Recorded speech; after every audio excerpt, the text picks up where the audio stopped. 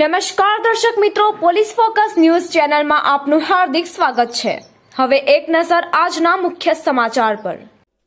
રણકાંઠે આવેલા તારાનગર એસટી બસથી વંચિત પાટણ જિલ્લાના શંખેશ્વર તાલુકાના અંતરિયાળ વિસ્તારમાં 50 વર્ષથી ચાલતી બેચરાજી ડેપોની પાટણ તારાનગર વાયા નાયકા દૂધખા નાની ચંદુર કુંવર સુબાપુરાય એસટી બસ અચાનક બંધ થતાં મુસાફરોને રજલપાટ કરવાનો વારો આવ્યો છે। પાટણ તારાનગર બસ અંતરિયાળ એવા રણકાંઠાની ગરીબ પ્રજા માટે જીવાદોરી સમાન બસ ચાલુ કરવા તારાનગરના જાગૃત નાગરિક ડાકોર દિનેશજી દ્વારા બેચરાજી ડેપો મેનેજરને એકવાર ફોનથી રજૂઆત કરવાની કોશિશ કરવામાં આવી, પરંતુ ડીએમનો કોઈ રિપ્લાય ન મળતા મહેસાણા ડિવિઝનના ડીસી સાથે વાત તારાનગરના ડાકોર દિનેશજીએ કરી અને કહ્યું કે સાહેબ, આ બસ અમારા રણકાંઠાની ગરીબ પ્રજા માટે જીવાદોરી સમાન છે।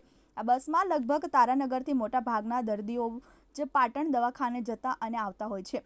એના રિપ્લાયમાં મહેસાણા ડિવિઝનના ડીસી દ્વારા કોઈ જાતની રજૂઆત ન સાંભળતા એમને એવો રિપ્લાય આપતો કે હું પણ ગરીબ જ છું કહીને ફોન કટ કરવામાં આવ્યો હતો। પાટણ તારાનગર બસ ચાલુ કરાવવા સતત ચાણસમાં વિધાનસભાના ધારાસભ્ય શ્રી દિનેશજી ઠાકોરને પણ તારાનગરના આગેવાનો દ્વારા છેલ્લા 1 વર્ષથી વારંવાર રજૂઆતો કરવામાં આવે છે। ધારાસભ્ય શ્રી બેચરાજી ડેપોમાં વાતચીત કરી છેલ્લા 1 વર્ષથી વારંવાર બસ પણ ચાલુ કરાવે છે, પણ એ બસ 20 થી 25 દિવસ અનિયમિત ચલાવી અને બંધ કરાવવામાં આવે છે। તો આ ગરીબ અને ભોળી પ્રજા પાટણ દવાખાને જવા માટે પ્રાઇવેટ સાધનથી ખર્ચા કરી શકે તેમ ન હોવાથી અને પ્રાઇવેટ સાધનવાળા ડબલથી 3 ગણું ભાડું વસૂલાત કરે છે।